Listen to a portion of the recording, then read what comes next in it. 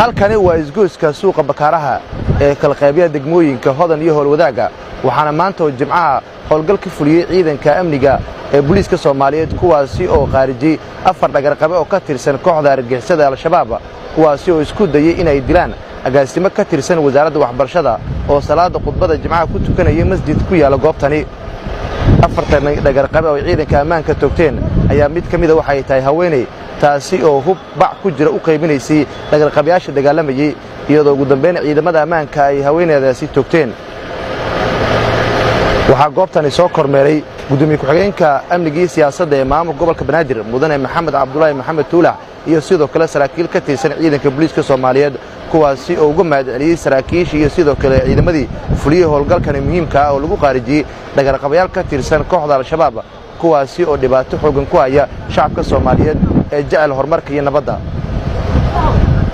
gudoomiye ku-xigeenka amniga iyo siyaasadda ee maamulka gobolka Banaadir mudane Maxamed Cabdullaahi Maxamed Tuulax ayaa warbaahinta ku warbixiyay howlgalkan muhiimka ah oo ay fuliyeen ciidamada ammaanka isagoo ugu mahadceliyay saraakiisha iyo ciidanka booliiska Soomaaliyeed sida ay mar walba u garab taagayeen shacabka Soomaaliyeed howlgalkan waxa lagu dilay 3 dhagarqabe oo ka tirsan kooxda Al-Shabaab iyo qof dumar ah oo ahayd qofkii ku caawinaysay hubka ama u qarinaysay hubkii ay isticmaalayeen howlgalka bartilmaameedkiisu wuxuu ahaa agaasimaha howlaha guud ee wasaaradda waxbarashada oo halkan suuqa u dhow deegaan ku ah una badnaa waqtiyada Jimcaha inuu halkan yimaado waxaan xogta ka helnay runtii oo rabaa inaan u mahadceliyo shacabka degmada Howlwadaag gaar ahaan suuqa bakaaraha sida wanaagsan oo la shaqeeyeen ciidanka booliiska xogtan waxay ahayd xog muddooyinkii u dambeeyay ee ciidanka booliiska ay ku raad joogeen nimankan waxay runtii u bartilmaameedsanaa waqtiyada uu agaasimuhu yimaado guriga oo maanta Jimco ah iyo masaajidka iyo gurigiisa inta u dhaxaysa sida ogtihiin waxa muddooyinkii dambe aad u xooganaa nimankan dhagarqabayaasha inay dadka masaajidka ama salaada ku soo tukada masaajidada inay bartilmaameystaan salaada kadib ciidanka booliiska ilaamaha amniga gobolka Banaadir waxay xoog saareen amniga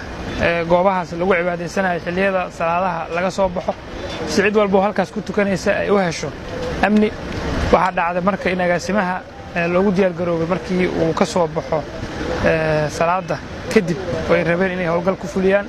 ciidanka oo xogta haystay waxa u suurta gashay 3 ragga ah oo howlgalka rabay inay fuliyaan iyo qofkii dumarka ahayd inay maaragtay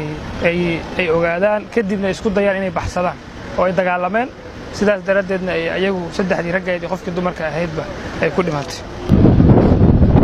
sidaan oo kale ayaa ciidamada ammaanka waxay howlgalo xoogan ka wadaan degmooyinka gobolka Banaadir kaasi oo ay ku ciribtirayaan maleeshiyaadka argagixisada Al-Shabaab kuwaasi oo dhibaato ku haya shacabka Soomaaliyeed iyagoo ka soo horjeeda horumarka iyo nabadda ummadda Soomaaliyeed